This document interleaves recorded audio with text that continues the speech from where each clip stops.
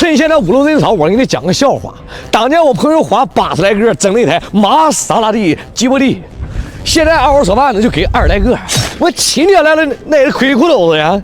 嗯，我给你算笔账，你拿到50万，你吃那玩意儿不行。现在什么玩意儿海鲜最贵？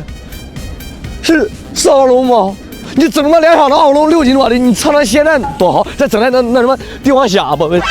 帝王蟹啊，对不？你这逼玩意儿，你现在一天挣500来块钱，这个时数嘛，一天亏800。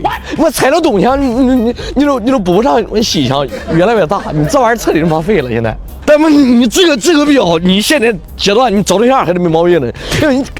乌龙妈冻嘴，我这今天到嘴要欠费，我太冷了。今天过2天去都就暖和了，晓得吧？啊，鳄鱼前脸到3月7，就那么多年的玛莎拉蒂，就是外观一直没过50，可以说5个大字叫哇塞哇塞。毕竟是什么属于意大利的品牌是吧？意大利啊，这样逼玩意儿长得确实他妈带劲。你包括它后顶啊，它很显得运动。你瞅它4速排气啊，看没？4速排气。那新款的就没有3.0T 了啊，那叫2.0T 加4的8伏轻混，就还得看嘛6缸。你炸！你这要排气，你就说上不上这要排气？就排气那么多年，我也算能分析了。单缸叫瘪，4缸叫浓，6缸叫好，8缸叫火。所以说，这男人你就得上尾巴。就这条死玩意儿啊，当时我都真想买的。后来这英他们去了本地一个卖嘛3斤的，他妈拉的他。当时我一想，他妈这是他妈废了，一个人回一个品牌。就我宝哥听这句话，他妈的急眼我宝哥呀！你瞅瞅，他妈外国就没有一个好的。你啥好的？左手那个1.7启动，那左撇子那是。你说这方盘，妈真粗的方盘，是我见过有史以来方盘最粗的一个方盘，那么粗啊，这么老粗，你这谁能受了？这是老17款改了个新款的大马子，从那个球头变成了这个电子的，但是电子的是假的啊！你挂 P 档你不能按，你还得往前一推，这是 P 档。这个死大马的吧，兄弟们啊，这玩意儿他妈老难挂了。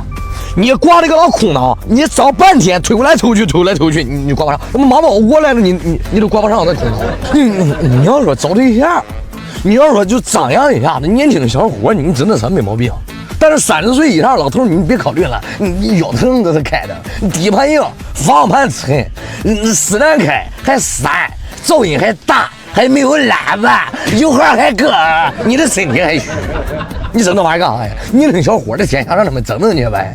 这车好不好？你可以懂得地搜索车型库上，你看一下真实车主的评价，对吧？那是正道。